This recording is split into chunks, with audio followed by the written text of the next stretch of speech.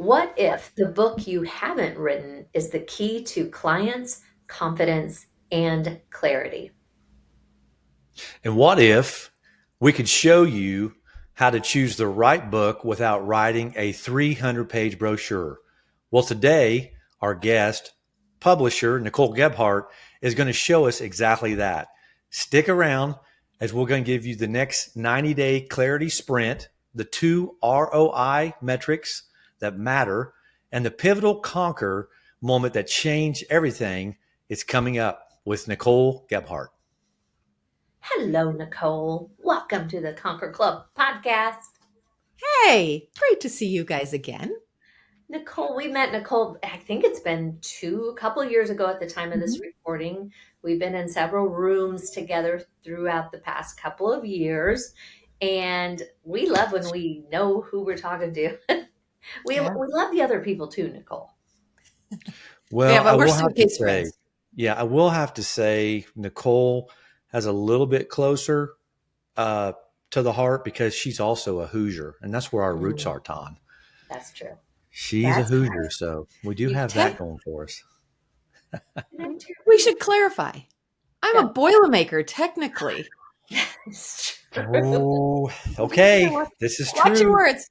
This is game on now. And Okay. All right. anybody who doesn't live in the Midwest has no idea what we're talking about. So I'm No, in Indiana, you're in Tennessee. We're 5 hours apart from each other. There we that's, go. that's right. Here we go. Nicole, what was the first clear sign that writing the right book would unlock more clarity, more clients in anybody's business? Oh, you're going to go right there. Go Okay. on, we're all So, all right. So I think it requires a little bit of a conversation and backstory. in. So, people come to me and they think that I'm a publisher, but what I really am is a business and marketing strategist.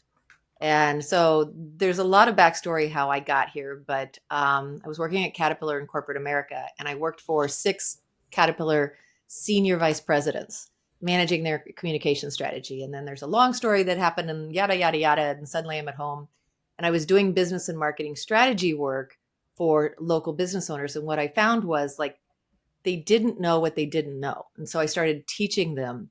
And one thing led to another, which was I didn't have a marketing background, but I had a corporate communications background. I actually have a degree in graphics. There's a odd little thing, but I had been trained in corporate communication strategy from my career.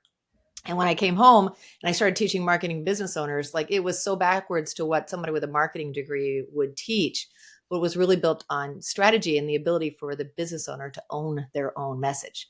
And one thing led to another when I discovered that the best thing that I could do with a business owner is help them write a book for their business, right? So you and I both, we love the opportunity to work with a business owner to help them figure out what exactly is your message. What's the magic sauce in what you do?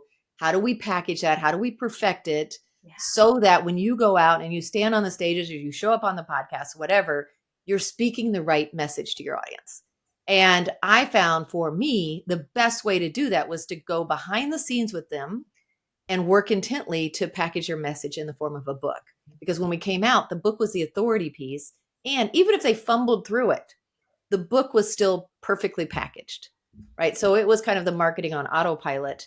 And so I just started in publishing, and that was 2010. And we started with our first books. I think they came out at the end of 2011. And we found that that was really the secret to helping somebody get on the stage, get the opportunity to say wanted to. But what I didn't realize until it was later was I'm a strategist. And so the way I was approaching books was uniquely different than how anybody else was doing it. Mm, And it was because I was approaching it with a strategic lens. Whereas if you go to a publisher, they're trying to figure out how do I help you sell a lot of books? And so if a publisher is making the decisions for you based on their royalty model, yeah. you're effectively their employee. And I don't think people get that. I think everybody wants to sell a lot of books. That's a great byproduct of a really great book for a business leader, Mm, right? But the real opportunity in writing a book is who you become in the process, the clarity that you get on what your message is and how do you express it. And so that's a long-winded, I think, I don't even remember what the question was, but long-winded answer to say What we're really doing is the work behind the scenes to help somebody articulate something, and that simplifies everything moving forward. That's so good. I remember the first time, maybe the first or second time we met, and you said there was nothing, correct me if I'm wrong, but basically, there's nothing worse than writing the wrong book and Yeah. putting it out there. Yeah. So, because through your experience, through your expertise, you can shine a light on, well, yeah, you wrote the book, but that's not the right book. And Mhm. that is a representation of you, your brand, everything. It's actually a legacy that's here long after you are. So you want somebody to steward that well, like you do with your clients. Yeah, I think one of the coolest things that God has done is we all need coaches. Like, I need coaches because I can help somebody else, but I can't do it for myself. You Yes. guys need coaches. Like, that's how we met, was under a coach. I think it's interesting that we can't fix our own problems, so we have to have somebody else. And what I notice is when people come to me with a book out idea, 4 out of 5 people I talk to are writing or planning to write the wrong book. Mm. Wow. And and it sounds great. They're headed down a path. Maybe I've got people that come to me, the book's fully written, and I look at it and we can have a 20-minute conversation and they realize I wrote the wrong book. Mm. It's not that I'm judging the idea or telling them. It's once you start connecting dots that they didn't know to connect, they instantly realize, like, oh, this is a dead end street. Yeah. Wow. And people fall in, I would imagine, Nicole, they fall so in love with their idea that Mhm. they need somebody to say, you can do better. Yeah. Well, number one, most people approach a book idea looking backwards, like, how I want to write a book. And I've got this message. And they look backwards and they're like, this is the book I know how to write. Yeah. Right. And what we're doing when we work with a client is we're looking forward and saying, who are you becoming? What are you being called to do? What's the you at the next level? And we are packaging that message for that person, and we're writing for who they're becoming. It's a completely different process, and it requires a lot of growth in the process. And that's why if they come to us with a book that's already written, unless they are really already a master strategist, they usually, we are starting over or doing some deep cleaning. Love it. Wow. Very interesting. You say 4 out of 5 that come to me have written the wrong book. At least they started. Let's Yeah. talk about Mm. the delay that goes on in writing the book that they know that they have in them. It's the ready versus not quite yet ready. What would be one simple readiness test that you would share with the high achievers before they would start writing their book? Oh, wow. It's an interesting question because everybody thinks they're supposed to come to me with a book idea. I'm actually happiest when they come to us with a blank slate. They're like, I just know that it's time for me to create a book. I went through this season. Now we've got AI, right?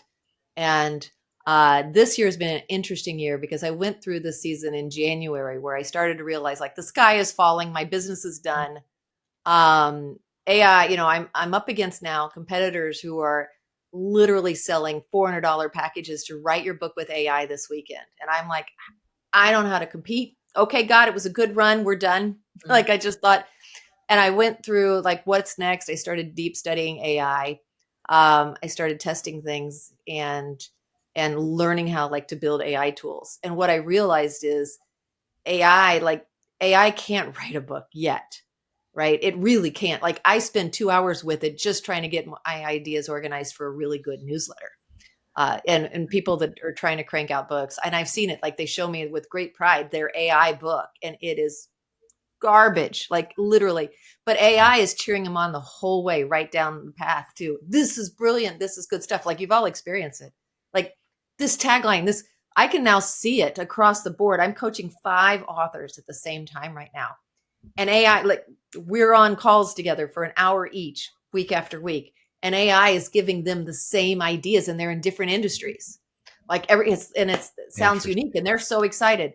And it's the blank method, right? And then it's some acronym, and it's usually way too long of a word as an acronym. And it's the blank method or the blank system, or it's coming up with the same analogies. There's 2 of us that told you should have the lighthouse analogy, right?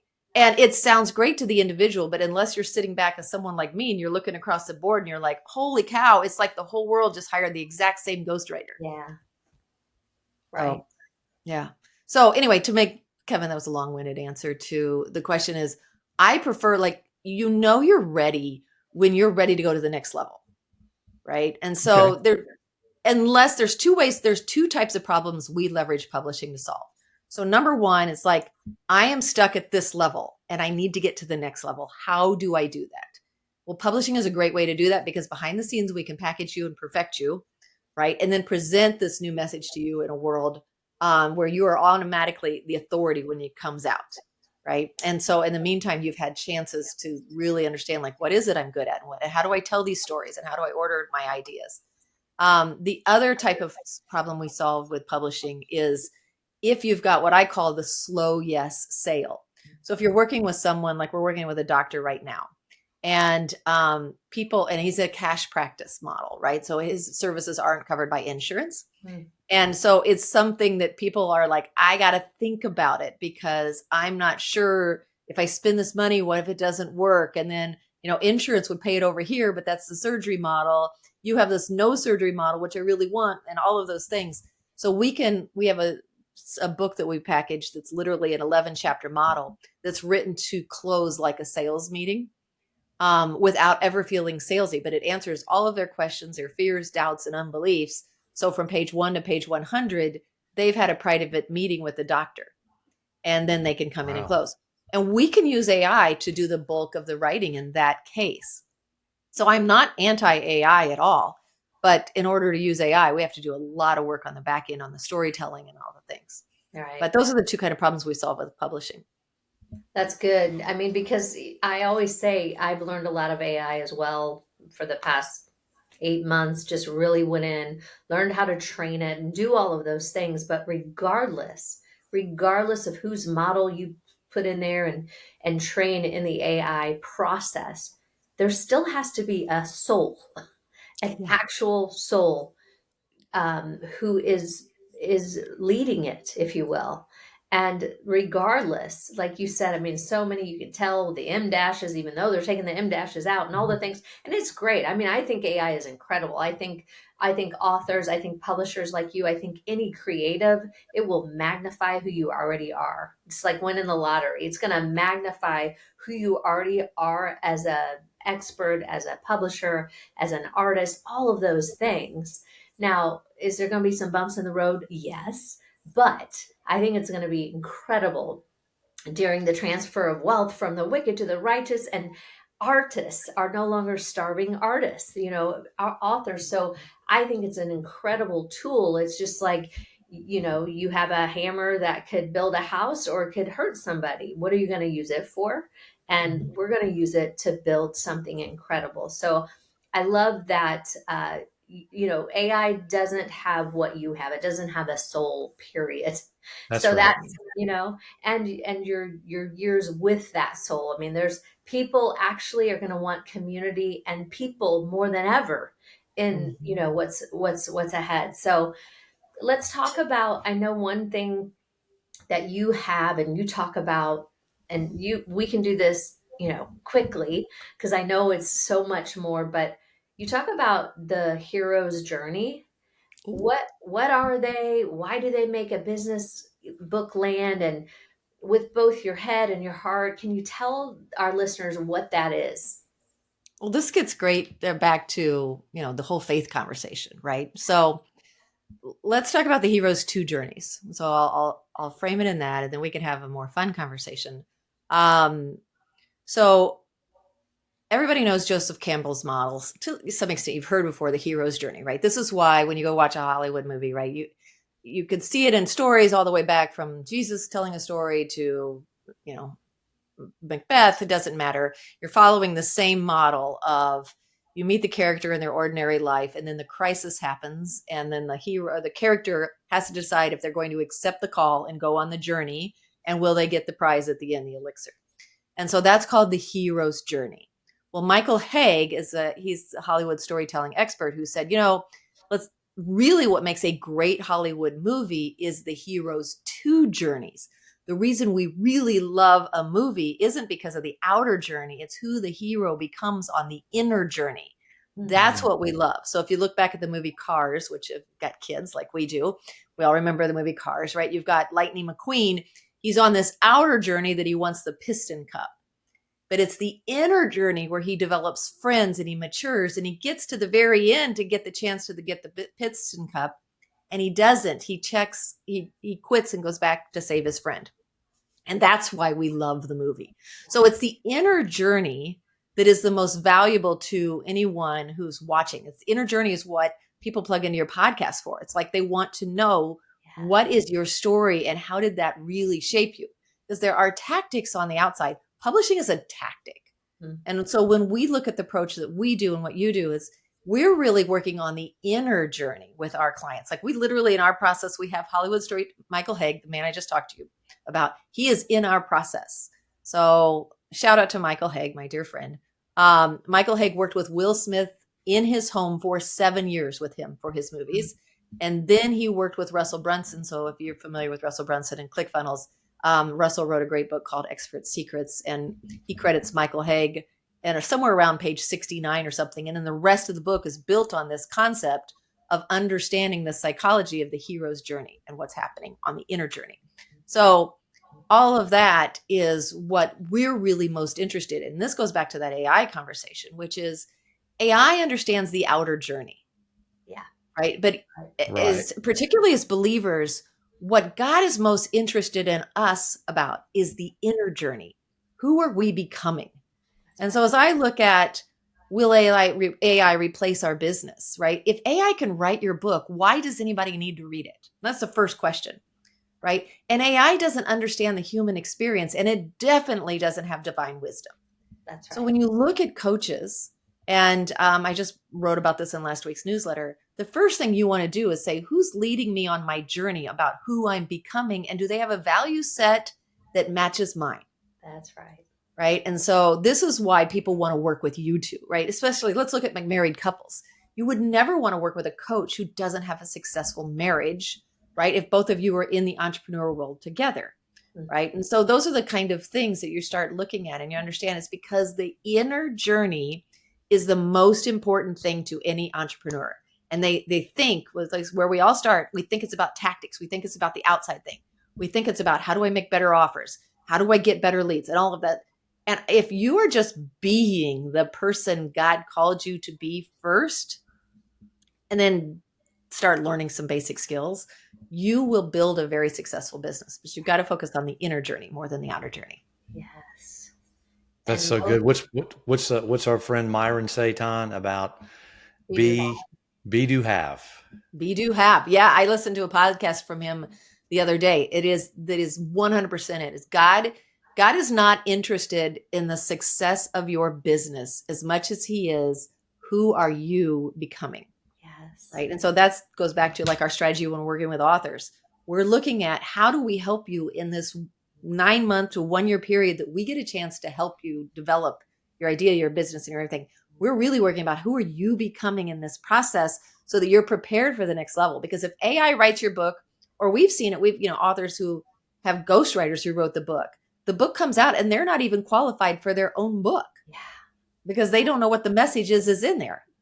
Right. And it's like you just tried to shortcut the system. And now AI is just accelerating that. And I think you're just seeing a lot of fake people that don't know how to articulate their message and show up and be kind of person that they're called to be. Yes. And again, we all know that. And it's more of it's more of who you already, like you said, is the becoming, or I always say, Nicole, it's also the unbecoming. It's like, what have I become that I really am not in this crazy world? Who am I really called to be? Be, not do, but to be. And I think sometimes we just, it's like, chipping away. You gotta, it's under there. It's under there. Who you've always been is under there. So I love the two journeys, because that's exactly right. It's like everybody could tell the outer story, like you said, with AI. but Mhm. it's the ones that, man, really, when your soul is vibrating because it Mhm. touches you so deeply. Mhm. Well, Nicole, here on the Conquer Club podcast, we always like to dig a little deeper into what our guests have conquered. So let's talk about the one single moment or reinvention that fuels your mission today that you have conquered. Oh, well. There's probably more than one. Yeah, let's just go. Well, Let's just go with one of the many because I know you've conquered many, many things.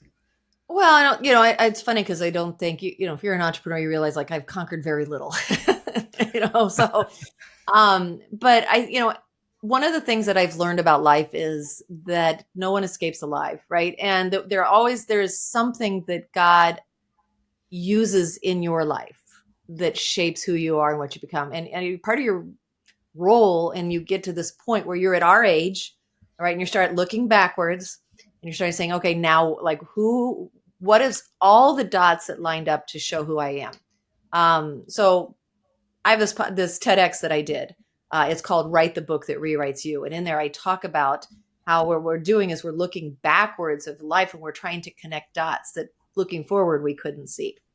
So in my own experience, when I was working at Caterpillar, I was climbing the corporate ladder. I always intended to be a corporate woman. I loved it. It was right at a time when Caterpillar was developing women for the executive office. So they were looking at, who are the women that we could bring up. I think they were ahead of the diversity curve. And so I was like, pick me. And so I'm in playing that game. I'm exposed to all the right people and I'm playing that. But at the same time, I was trying to get pregnant and have a family. And I had every intention of the daycare path for our kids. And I lost the first pregnancy to miscarriage at 20 weeks, right at a time it was high intensity in my job. And Mm. I lost the pregnancy. And doctor says, think nothing of it, right? It's 1 in 4 pregnancies are in a miscarriage. Most women have had this experience. So I get pregnant again right after that. I'm at 7.5 months pregnant when they find a rare heart defect in the baby. And I end up realizing that this baby she's actually going to have, they say 4 open heart surgeries before she's 10 years old. So I, at this point, began rearranging my values. So the first miscarriage, I made a deal with God. Okay, God, I'll work part-time.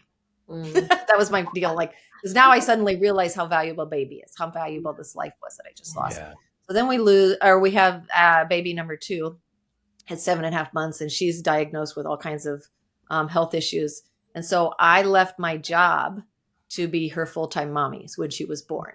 So I go in to have her, be induced. We're operating, at an operating room. So as soon as she's born, the team can take care of her. And it ended up, she only lived 12 hours.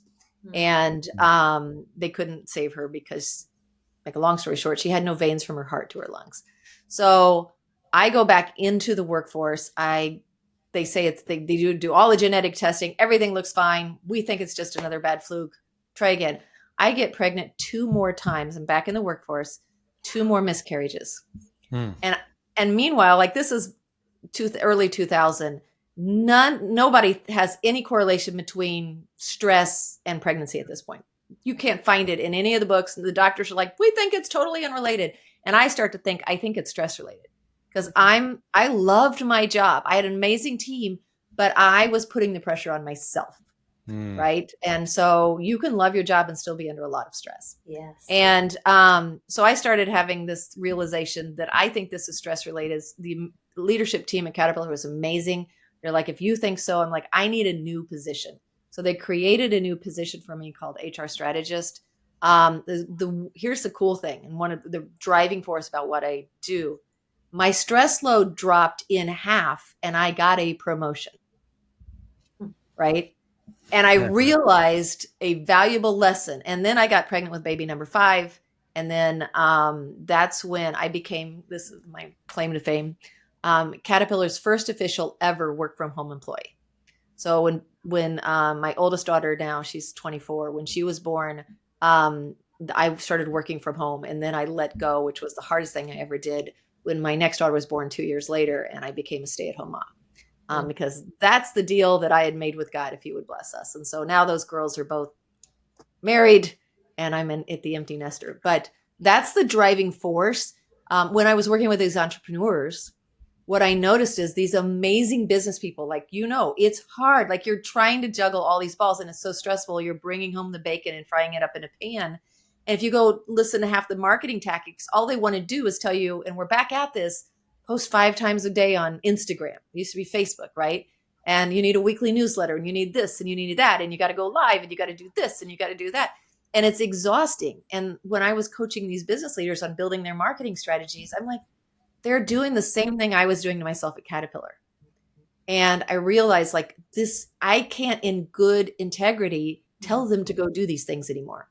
So I stepped back and I asked what I call the question, which was, I'm like, okay, God, I can't do this. What could I create for them? If I could get their attention in a short amount of time, could we create that would put their marketing on autopilot for 6 months or longer?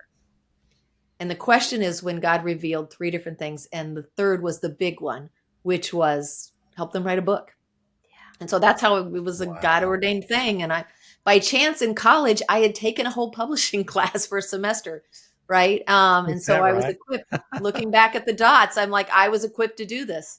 And so, yeah, so that's the impetus behind what I do. I will not help a business leader create a business that's not sustainable. That's great. Everybody needs a Nicole in their life. Well, you too. You need wisdom. AI doesn't care about this stuff. No. You need wisdom. Like you can't build a business that destroys your marriage. That's right. Destroys your relationship with your family. Whatever it is, you've got to know what your value system is. Yes. And you've got to have then bumper guards, like taking kid bowling. You've got to stay in your lane. Are you and your spouse building a business? You're craving a deeper connection. You want to step away from the hustle world. But what if your business wasn't just successful, but actually sacred? Join us this fall for Couples in the Castle, where luxury meets leadership and legacy, ready to reset, realign, and step into their royal identity. Apply now at conquerpreneur.com/castle. There are limited spots available. And exactly what you said earlier, Nicole, you want somebody like you who has the wisdom, who has the experience, who has the years. I know when Kevin and we've gone to marriage counseling because we've watched when our youngest daughter graduated from high school, we're going to counseling because everybody we knew were getting divorced. Yeah. And we were like, what worked for us in that season we're new people. We are becoming, and we are no longer raising children. We are their parents still. And we are no longer parenting them. We are parents to be there with them, but we're not parenting unless they want us to, And so, but it just takes me back to the point of we didn't want to talk to anybody who hadn't been married for at least 28 years because we've been married for 31 now. Because if people would do things proactively, there you go, instead of reactively, it's such a winner chicken dinner. So that's your whole point. Don't write the book without the wisdom and a coach to spearhead that, to be the wisdom to flow inside of you. And that for Kevin and I said, I don't want to talk to somebody who's been married for 10 years. No disrespect at all. Yeah. I know they've read the books and talked to the people, but you haven't been married for 30 years. So we had this incredible lady. She was like, you're a very rare people, and we weren't perfect. I mean, we just obviously had to do things differently than we'd always done them. Mm-hmm. It's a beautiful thing. And doing that through a process of having somebody pour into you is so wise. It's just wise. It's good. It's good business, peeps. It's good business. Yeah. So go ahead. Well, I famously tell the story, one of my big first mistakes was when I started getting into business and I wanted to hire a coach. My first coach was a workaholic atheist bachelor. And I handed him my business. I have 2 little girls that are in like 5th grade and 7th grade. Maybe in like 4th and 5th, 6th. And he built my business model and I was running ragged and it was working. The money started coming and I got 6 months into that business model when I realized my mistake. Yeah. And I realized like, oh my gosh, I let the wrong person with the wrong value set. He's a brilliant marketer. And if I would have been a bachelor and not a mom that's also, a believer and trying to go to church and take Sundays off and all the things, this might have worked. But I fired him as a coach, but I still had 6 months of contract that I paid him out for. And I sat with that credit card debt for a year because that was just my inexperience, but it was one of the best life lessons. It was like, look, hire people. That guy that couple that they've been married 10 years, they're great coaches for somebody who's been married 7, 8 years, 4 years, 3 years. It doesn't matter. Right. That's right. Yeah. Or they're totally fine if they're not coaching you on the business or on, how do you work together as a couple. Right. Yeah. So I think you just have to understand, like, where is your audience and where can you really help them show up stronger in their calling? That's right. That's exactly right. So tell us about your 90-day clarity sprint.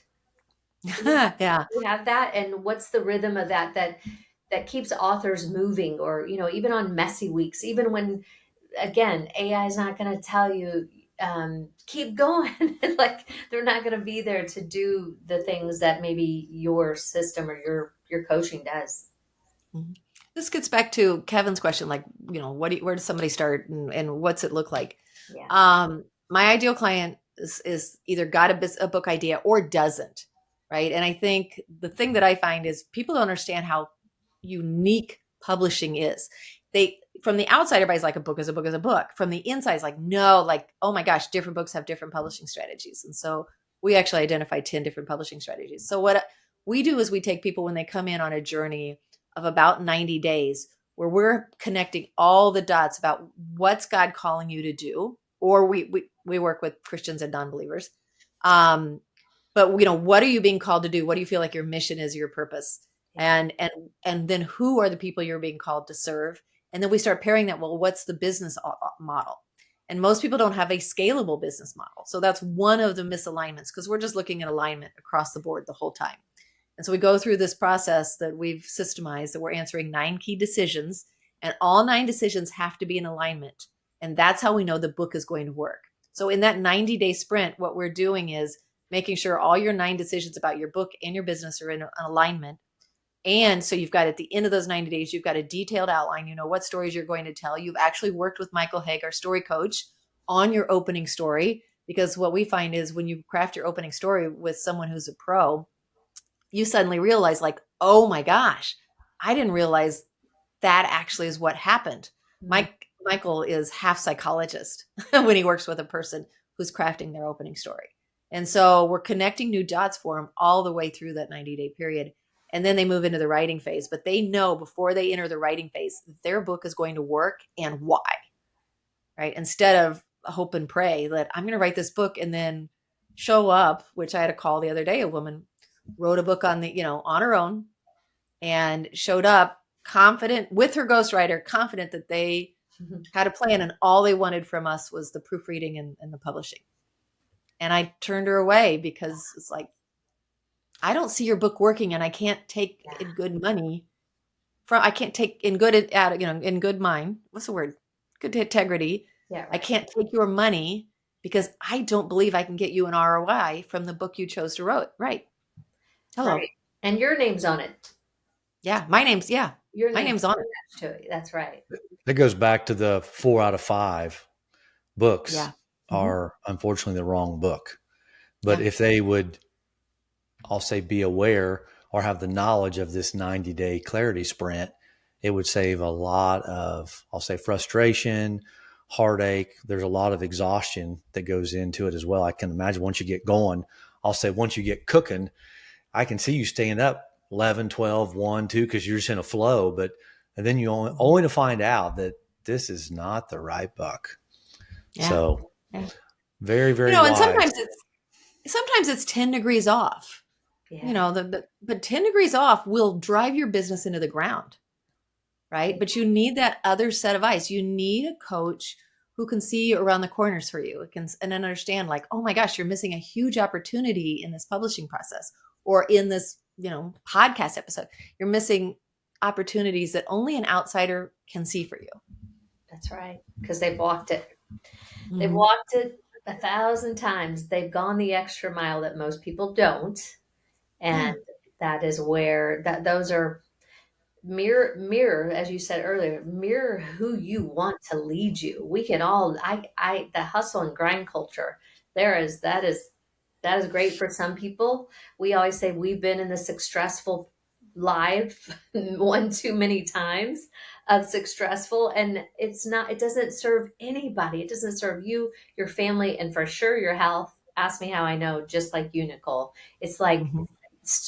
I really believe it is the culprit for all disease, Yeah. all medical things. And I am not Oh, making it's a the medical root. claim, but I mean, let's be real here. Yeah. What Oh, so the copy sold, Nicole, do you have uh, two different types of ROI metrics that you track to know what is this? Is this a real business traction, or what's going on here? Well, the first thing that's unique about us is we plan the marketing in that first 90 days. Mm. So that's how you know, like, so when we're doing those 9 questions of alignment, what we're really doing is building out how you're going to use the book once it's done, which is why if somebody writes it and they come to us, it's like, look, you missed half the marketing opportunities Yeah. over the last 6 to 9 months when you were writing it and you didn't know to bake some of these in. You didn't know to be working on some of these things so that when the book comes out, it's ready to go. And so when we're looking at ROI, it's different for everybody. Now, that's the other thing that goes back to, we work on a self-publishing model. So we're professional self-publishing. I do have the ability to offer hybrid. Everybody has this dream of, I want to be in the bookstores. And Mm. it's like, that sounds great but you have to realize your list has to be big enough that you can drive at least 2 to 3 people a month into a Barnes and Noble store in Wichita, Kansas, Connecticut, and Orlando, Florida. And if you don't have an audience to do that, bookstores aren't interested in you, Yeah. right? There are other people yeah. that are farther along, like maybe that's book 3 or 4. Yeah. But everybody, I think there's so much vanity press out there that people think this is all going to be easier. And AI has just compounded that Yeah. 10 times. Like the noise is out there. KDP just came out, which is Amazon's book arm, that there's now a rule that you can't upload more than 3 books a day. That's how many people are writing books at an unprecedented pace. Three a And day. 3 a day because they're just flooding the market with trash. Oh Right. my And so gosh. they're buying into this glamour message. But, for us, ROI is the business model, right? If you have to assume that, number one, no publisher does the marketing for you, which is why it's so critical that your marketing is baked into it. Yeah. Right now, we have a profit path on the end. Like once we get through Amazon bestseller status, like what do you do long term? The answer is different for everybody. But sometimes, literally, I've got clients that if they give away 20 books in a year to their ideal prospects and they sign 5, they've got $1 million business model. And it makes 0 sense for them to worry about retail sales beyond that. Yeah. Because selling a book becomes a product to your business, and you've got to figure out how to sell a new product. It's a better product because it's a front end product and it sells your higher ticket products for you. Yeah. But it's still a product for your business. Right. And everybody thinks, oh, I'm going to get this done. And all these people are just going to show up and want to read my book because Right. everybody says you should write a book. Well, all the people that say you should write a book are actually going to be the first ones to go, oh, I told you to write that. I'm glad you're going to give me a free copy. And oh, by the way, I'm probably not going to read it because I actually have already heard your story, but I'm so excited that you wrote it finally. Right. That's literally what happens. And then so they're upset. And it's like, look, if you understand that from the strategic lens from the beginning, then we start figuring out all the ways, like what's the right book for you to write that your ideal people are going to want and buy or read it. And by the way, AI has changed that. Excuse me. I have a new saying, which is don't write a book like it's 2024. Like AI has already gutted the books that we will buy and why and what we'll read and what we don't. And Let's, so, yeah. Let's talk a little bit more about that. So as an author, I'm not an author, but let's say an author, how do they, what would you suggest for them to align their book with their offers that sounds more, I'll say, trustworthy or authentic instead of sounding sales pitchy? For you to say some people are putting out 3 books a day, I just can't imagine them having depth and value and and having the authenticity. It's just, how would you, what recommendations would you have for an author out there right now on this, Nicole? Yeah. Well, keep in mind, our specialty is working with business leaders who want to leverage publishing to reach their people for influence, income, and impact. Okay. So we only work with people who have a business on the back end. But when you start to look at that, it's like, what's changed about why people will write a book or read a book now that they would have a year ago been happy to read, and now they won't. And a lot of it has to do with the wisdom, the human wisdom aspect. So what we're going all in on now is doubling down on the use of stories and doubling down on the ideas that are contrary to what AI might automatically give you. So if AI can write your book, then I could ask AI the same questions, right? So an example, I was talking to someone the other day, which was basically they wrote a 101 book, how to blank 101. And I'm like, AI, replace that topic. You're done, out of the water. Because not only can I learn how to start a business from AI, but I can say, how do I start a shoe repair business in a town of 300,000 people, right? And I can get AI to write custom instructions for me based on my exact situation. So that's what's changed. Now, what hasn't changed is the human wisdom of what the mind game of becoming an entrepreneur is all about.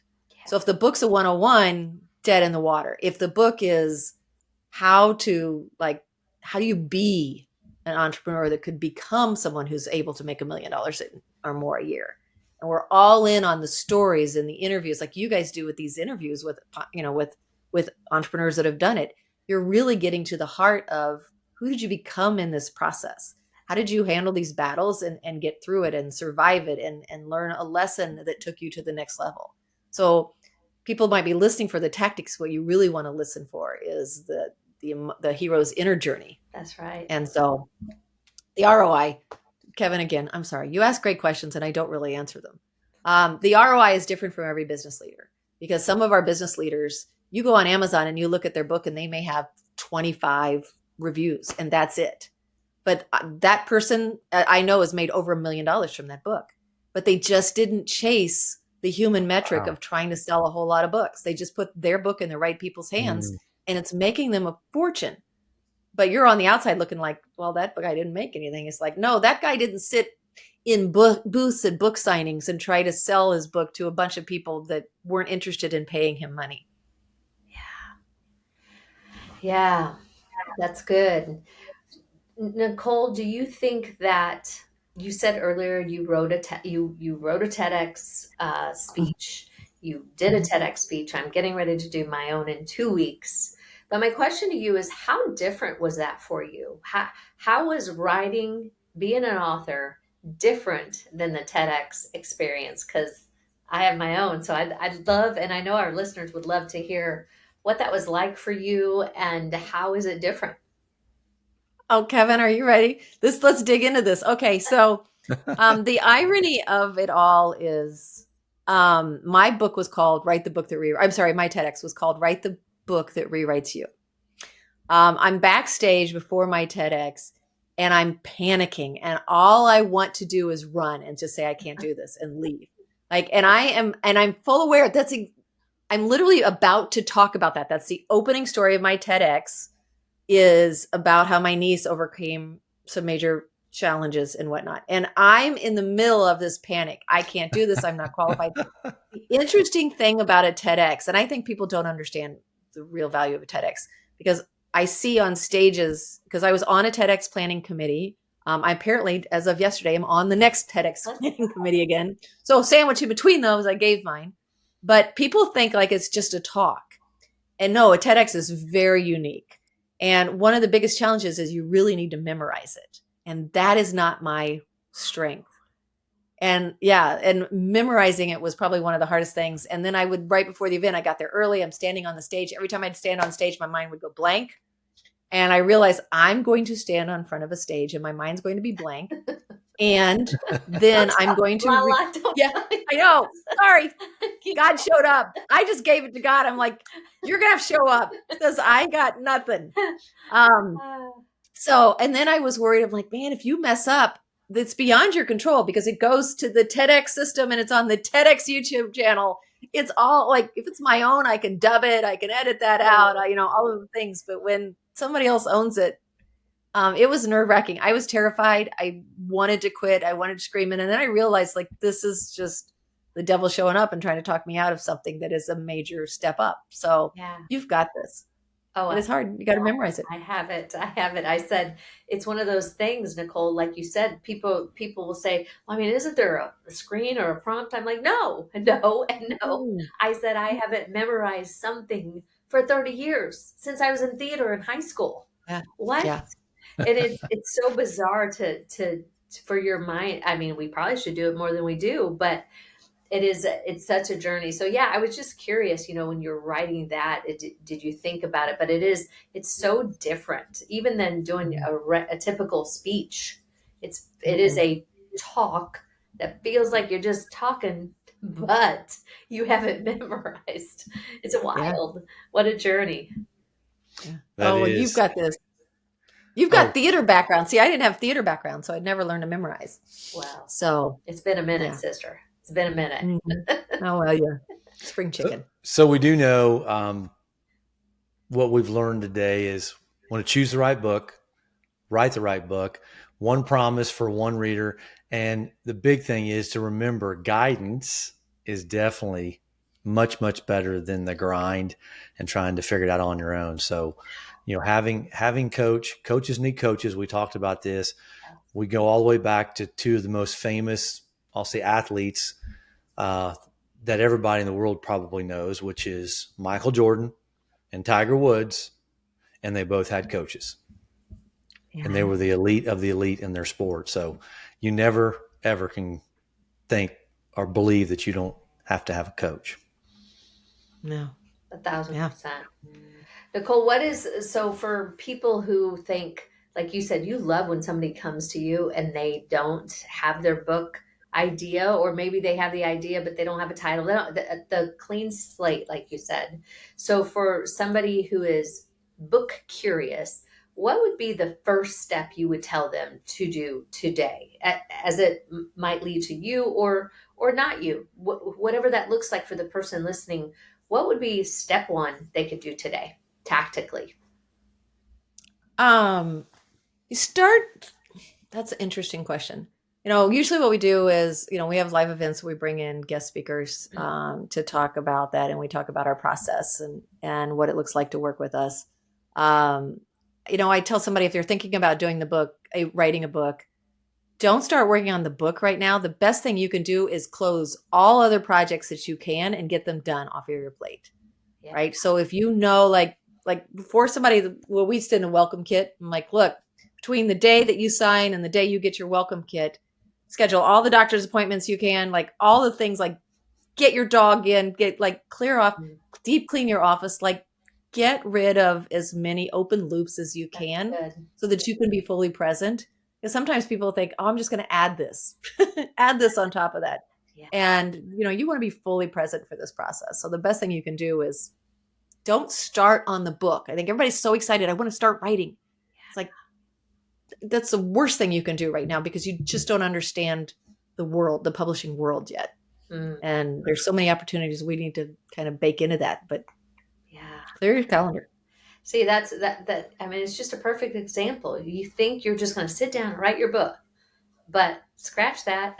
Nicole knows that that's not the process to do it. And I love that idea, because how many times do we have 1,000 plates going and we can't do any of them with excellence because we have too many going at one time. And as we were saying earlier before we got on the podcast, when you have all these plates spinning in different direction, some are going to fall and crash. So why'd you even start spinning all of them at the same time?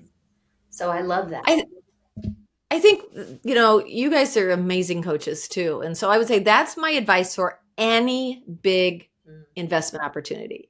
Everybody thinks, oh, wait, I will start my book once I've figured out my branding. I've got my website done and all of that thing. Like, no, we're going to gut everything, right? We're going to start over. So your best decision is just clear enough of the slate so that you're ready to work with us, and then let us do the thing, right? Like, So if they come to you and they're just trying to tack you on to everything else they're doing, then they're not getting the whole ability of you guys to be able to shape everything. Yeah. Right. And so that's the thing that I work at. People come in and they're like, I either get frustrated because they're like, I thought I'd be writing a book by week 2. And I'm like, you won't start writing until around week 9 or 10. Like, we don't even know enough about this yet. Like, you can write that book and it won't do what you want it to do. Or we could spend a few weeks and get it right and get the whole business machine in alignment. And then let's run. But yeah, you got to show up prepared. Yeah, progress over perfection, as we know, even on the messy weeks. So we didn't even talk about what's your company name, where can people find you, where are you? We know you're in the Purdue Boilermaker country, but anybody globally can find Nicole. So tell our listeners where they can find you, what your company's called, all of that.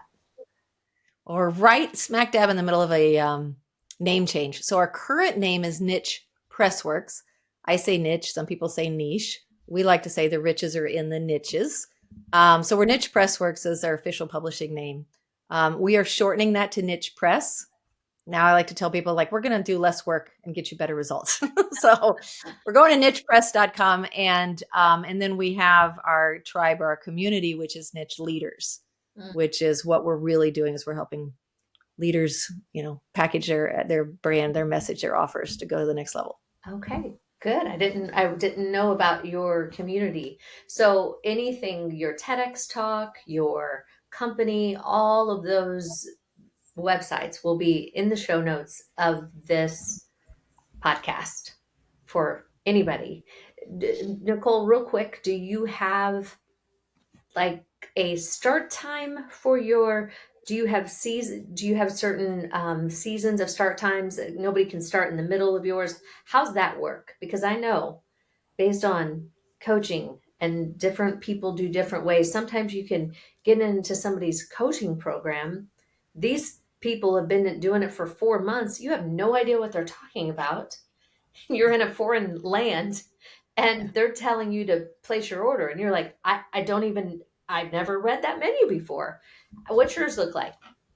Yeah. So we're a high touch boutique. This is all one-on-one work, right? So you can start at any time, but the real question is, what's your goal date? So if you look at the speaker platform, and this is, you guys know it well, there are really 2 main speaker seasons. There's the fall speaker season, and that is loading up at the end of August, September, October. Like, that's when all the big conventions are. And then you go through the holiday, it gets quiet. And then, it starts up again in January through March. Then it starts to get quiet again in April, May through June, July.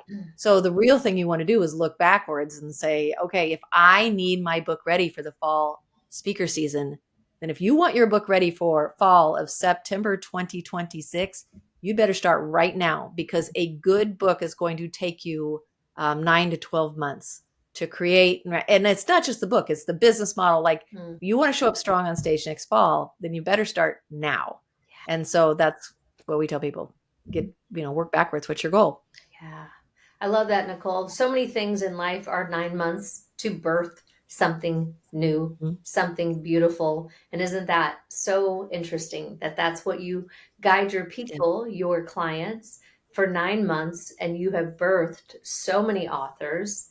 And it all started with the birth of your kids that showed, that you needed you decided to make a pivot into your current purpose. So I just think the irony of tying that story all the way back to that is pretty beautiful and pretty amazing. So I love that so much. And I love the boutique one-on-one, because I think a lot of times in this world, we get in this rat race and hiring coaches and all of that. And it's like, and everybody then gets back to the successful. Then they go back to where they were and they stop the becoming and they get back to the doing.